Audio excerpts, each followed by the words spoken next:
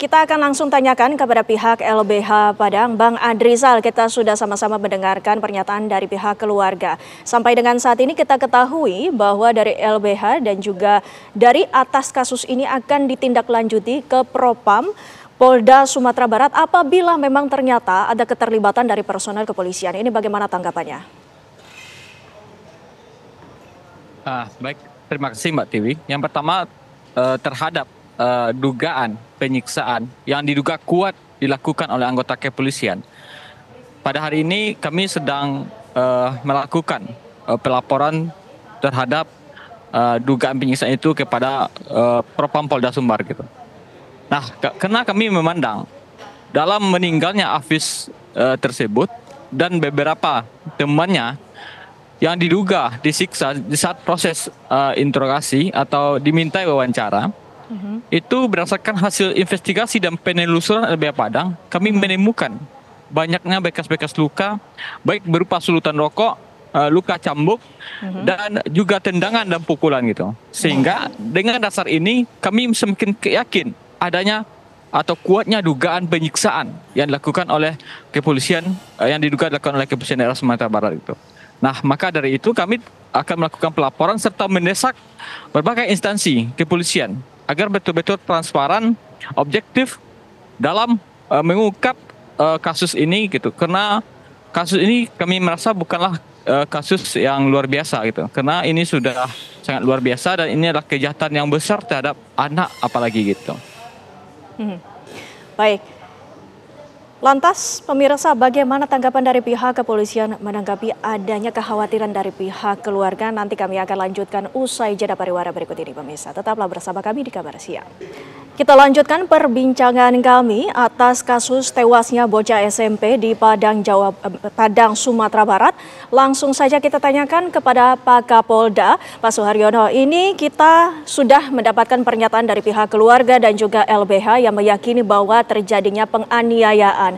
Apa tanggapan dari pihak kepolisian, Pak Kapolda? Baik, terima kasih. Assalamualaikum warahmatullahi wabarakatuh. Terima kasih Mbak Windy dan juga terima kasih Pak Riki dan juga Pak Andrizal dari LBH. Tentunya yang pertama saya selaku Kapolda kembali lagi menyampaikan ucapan bela sungkawa kepada keluarga korban. Yang mana Afif Maulana ini ditemukan meninggal di bawah jembatan Kuranji. Perlu saya luruskan kembali dari berita yang simpang siur kesana kemari, yang saya melihat, mencermati, membaca dan seterusnya, itu banyak sekali asumsi-asumsi, dugaan-dugaan, prediksi-prediksi, kemungkinan-kemungkinan. Nah, saya selaku Kapolda beserta tim dari Propam maupun dari penyidik, kami melihat, mencermati, mengamati dan turun terjun langsung ke lapangan itu berdasarkan fakta. Fakta itu kami dapatkan dari keterangan Aditya, sudah 4 kali kami periksa, sudah kami rekam dan pernyataannya juga sudah jelas. Mereka meyakini, mereka juga di bawah sumpah dan seterusnya. Dan yang kedua adalah perkataan terakhir Afif Maulana kepada Aditya. Bahwa kalimat yang muncul terakhir sebelum Afif diduga melompat itu adalah yang pertama mengajak untuk melompat, menceburkan diri ke sungai dari jembatan itu. Dijawablah oleh Adit, kamu jangan melompat, sudah diperingatkan malah. Kamu dan kita menyerahkan diri saja kepada polisi. Begitu polisi datang, itu omongan itu terjadi di saat sepeda motor mereka jatuh. Dengan luka mungkin lecet-lecet juga menurut keterangan Aditya. Dan kata-kata saat ditangkapnya Adit di TKP, yaitu di atas jembatan Kuranji, itu adalah ada yang melompat teman saya, Pak. Silakan saja nanti dari LBH maupun keluarganya menanyakan lagi ke Adit. Kami sudah 4 kali dan ada rekamannya, tidak direkayasa ini, bahwa kalimat yang muncul adalah ada yang melompat teman saya, Pak. Kalimat itu muncul di atas jembatan Kuranji. Kita terpisah dan memisahkan antara apa yang terjadi TKP di jembatan Kuranji dan 18 orang yang dibawa ke Polsek Kuranji. Baik. bahwa dari 18 orang itu satu pun tidak ada yang bernama Afif Maulana di Polsek Takuranji itu. Baik. Karena begitu berbalik arah, ini Aditya mencari handphonenya tidak ada, berbalik tidak ada lagi Afif Maulana di belakangnya. Padahal sebelumnya dalam hitungan detik dia mengajak melompat ke sungai. Ini yang terjadi. Baik, Pak Suharyono, ini artinya bahwa dari pihak kepolisian sudah mendapatkan saksi-saksi dan juga bukti yang dapat dipertanggungjawabkan. Nah, bagaimana dengan LBH sendiri? Apa bukti-bukti dan juga saksi-saksi yang sampai dengan saat ini sudah dikumpulkan? Silakan, Bang Adrizal. Yang pertama terkait dengan ajakan. Sebelum ke Polda melakukan atau mempertanyakan hal itu kepada Adit, kami juga telah melakukan pertanyaan itu juga kepada Adit gitu.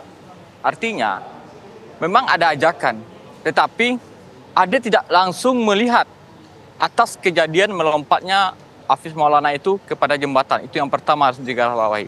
Memang ada ajakan. Kemudian saksi lain juga melihat bahwa ada anak yang dipukuli secara bersama-sama gitu. Yang itu kami menduga adalah saudara Afif Maulana itu. Nah, artinya Polda harus betul-betul transparan, objektif dan profesional dalam mengungkap kasus ini gitu. Tidak hanya terpaku pada suatu perkataan atau saksi Aditya ini gitu. Nah, kalau tidak adanya penyiksaan gitu, di sisi lain terhadap 18 yang diamankan atau yang ditangkap oleh personil kepolisian, kami menduga kuatnya adanya penyiksaan gitu. Hal itu dibuktikan dengan beberapa orang yang telah kami telusuri. Bahkan kami datangi rumahnya gitu. Kami telah mendatangi lebih kurang 7 orang anak yang saat itu ditangkap. Dan di dalam pernyataan memang ditemukan adanya dugaan penyiksaan. Baik berupa sulutan rokok kepada 2 korban. Ada tendangan, dipukul dengan rotan atau manau. Kemudian bahkan ada pernyataan disuruh anak ini membuka mulut, kemudian diludahkan dan disuruh untuk menelan ludah itu gitu. Nah, tidak ada proses penyiksaan yang seharusnya dilakukan oleh kepolisian dalam hal ini. Karena pada umumnya anak-anak ini adalah ya apalagi yang dia diduga selaku anak atau selaku mau tawuran gitu. Tapi tidak ada ketentuan atau dasar hukum landasan kepolisian untuk melakukan penyiksaan. Kita sepakat penyiksaan adalah kultur yang tidak manusiawi. Kita sepakat. Dan kepolisian harus betul-betul tegas menindak secara profesional dan objektif dalam kasus-kasus ini agar adanya sebuah keadilan dan kepastian hukum bagi korban. Itu, Mbak. Baik, Bang Adrizal. Pak Suharyono, menanggapi dengan adanya dugaan penganiayaan ini dari pihak kepolisian sendiri sudah memeriksa 30 personel. Bagaimana perkembangan dari pemeriksaan personel tersebut, Pak Suharyono? Baik, terima kasih Mbak Windy dan juga saudara LBH, Pak Andrisal. Kita ini harus cerdas jadi manusia ini. Kita ini sekarang sedang membicarakan terkait dengan 2 TKP yang sedang kita bicarakan. TKP pertama itu terhadap Afif Maulana. Tidak ada lebih dari 1 polisi yang sedang mengamankan saudara Aditya. Polisi sibuk mengamankan Aditya dan Aditya berbelakangan dengan saudara Afif Maulana. Dalam waktu hitungan detik setelah mengajak, berbaliklah itu seorang Aditya. Itu saksi kunci Aditya itu. Kalau nanti saya telusuri misalnya siapa yang diperiksa, nanti malah bingung lagi. Ini kan yang jelas-jelas Adit yang berada jadi satu dengan Afif Maulana. Setelah mengajak tidak mau diajak, bahkan memperingatkan jangan melompat. Selisih berapa detik kemudian sudah tidak ada, baru polisi datang. Kata-kata yang muncul saat polisi menangkap Aditya, yaitu Pak ada teman saya tadi melompat. Berarti itu kan jelas ada orang yang melompat. Sehingga yang ditangkap hanya 18 orang tanpa Afif Maulana. Nah, cerita yang kedua adalah TKP yang di Polsek Takuranji yang disampaikan oleh LBH tadi itu. Itu berbeda ceritanya dengan peristiwa TKP di atas jembatan Kuranji. Itu beda lagi. Ya, Pak Suharyono. Sedangkan kalau nanti bicaranya, ya kalau perkembangannya sekarang bukan 30 lagi. Kami sudah memeriksa 49 saksi 49. Dari polisi, dari masyarakat. Kami pun sudah menyatakan dari awal akan menindak tegas andai kata ada anggota kami yang melampaui kewenangannya melakukan sesuatu yang di luar dari SOP-nya. Buktinya Propam sedang memeriksa anggota yang diduga melakukan tindakan itu, tetapi itu yang terjadi di Polsek Kuranji. Tetapi perlu saya luruskan, ada beberapa tuduhan ini sudah kami cek satu persatu dari 34 anggota kami. Pertama, masalah setrum. Kami akan tunjukkan nanti apa itu sebenarnya suatu alat kecil itu namanya electric gun, itu adalah alat kejut yang biasa untuk menangkap nyamuk itu. Itu pun di videonya itu mereka bergurau, ya, ketawa-ketawa. Satu sisi ada salah satu anggota polisi yang memainkan electric gun, itu dibilangnya disetrum-setrum. Baik, Pak. Nah, tapi tetap saja kami dalami dalam hal ini, Propam tetap mendalami itu, dan juga tuduhan-tuduhan yang lain kami tidak mengelak. Kalau memang ada, buktinya Propam juga sedang memeriksa mereka semua. Demikian. Baik. Polisi masih mendalami dan juga pihak Propam juga masih mendalami, namun peran dari personel, puluhan personel yang saat ini tengah diperiksa itu apa saja, Pak? Baik, yang 2 orang adalah yang di atas jembatan Kuranji, karena yang berhasil mengamankan Aditya, tetapi tidak lagi melihat namanya Afif Maulana. Karena polisi itu kan banyak, 30, tetapi yang ditangkap kan lebih dari 40. Sepeda motornya 12, barang bukti pisau, belati, sangkur, dan juga gergaji, kelewang, badik, dan sebagainya berserakan di situ. Sehingga polisi konsentrasinya menangkap yang ada di depan mata dan juga mengamankan barang bukti itu.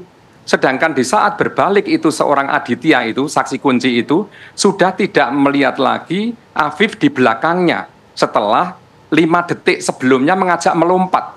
Waktu yang sangat limit, tidak ada waktu lagi polisi itu menginterogasi, menangkap, membawa ke Polsek. Sementara di Polsek yang dibawa 18 orang itu tidak ada satupun namanya Afif. Sehingga niat Afif dilaksanakan sendiri, ajakan ke Adit ditolak. Itu yang terjadi. Sehingga mungkin kalau berkembang dari luka-luka dan sebagainya, ingat bahwa jatuhnya dari motor muncul lecet-lecet. Bahwa kematian 9 jam, dari jam 3 sampai jam 11.55, itu 9 jam kurang lebihnya, itu dari dokter forensik sudah menyatakan itu lebam-lebam mayat. Nanti silakan nanti dokter forensik yang akan bicara. Dari pengecekan tulang punggung yang patah 6 ruas, itu adalah menjatuhkannya dari ketinggian 40 meter itu, kena punggungnya. Karena sungainya sungai dangkal, berbatu, dan keras. Baik, ini Pak yang Suharyono. seperti itu. Ya, baik Pak Suharyono.